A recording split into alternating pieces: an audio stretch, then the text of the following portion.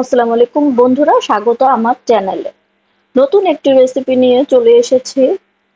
এই রেসিপিটি সবাই পছন্দ করে এবং আমাদের ক্লান্তি দূর করে। আমরা যখন ক্লান্ত হয়ে যাই তখন আমরা চা খাই। তো আজ তৈরি করব চায়ের একটি রেসিপি এবং বৃষ্টির দিনে চা খেতে দারুণ মজা লাগে সবাই, এবং বেশিরভাগ মানুষই চা পছন্দ করে থাকেন আপনারা।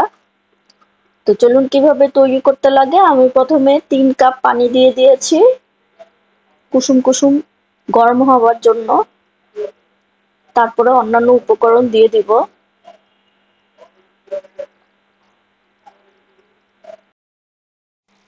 পানিটা যখন গরম হয়ে যাবে তখন 2 চামচ পাউডার দুধ দিয়ে দেওয়া হলো। এটা ডালের চামচ আমরা যে ব্যবহার করি সেই ডালের চামচ দিয়ে দিয়েছি এবং ভালো মতো নাড়াচাড়া দিয়ে দিতে হবে।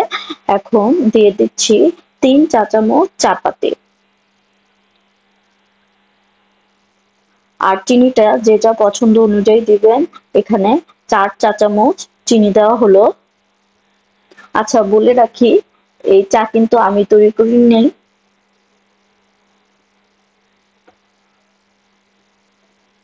এখন ভালো মতো নাড়াচাড়া দিয়ে দিতে হবে।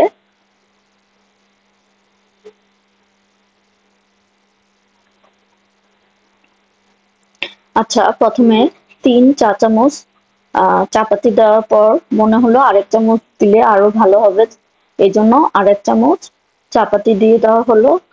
এখন চুলার আঁচটা দেখেন একদম কমিয়ে দিতে হবে, তাহলে চা খেতে মজা লাগবে। এবং ভালো মতো নাড়াচাড়া দিতে হবে কিছুক্ষণ পর পর, তা না হলে নিচে লেগে যাবে।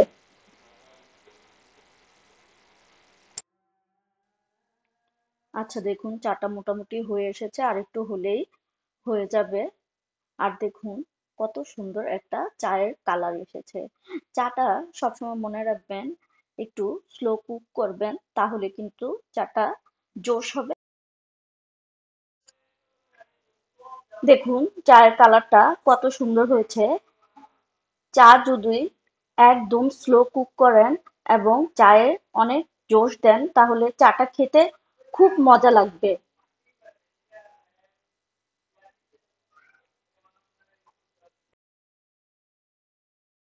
তৈরি হয়ে গেল দারুণ মজাদার দুধ চা।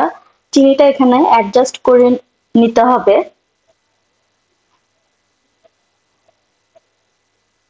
চিনি ঠিক আছে, এখন সার্ভ করে আপনাদের দেখিয়ে দিব। চাটা এখন ঢেলে নিচ্ছি।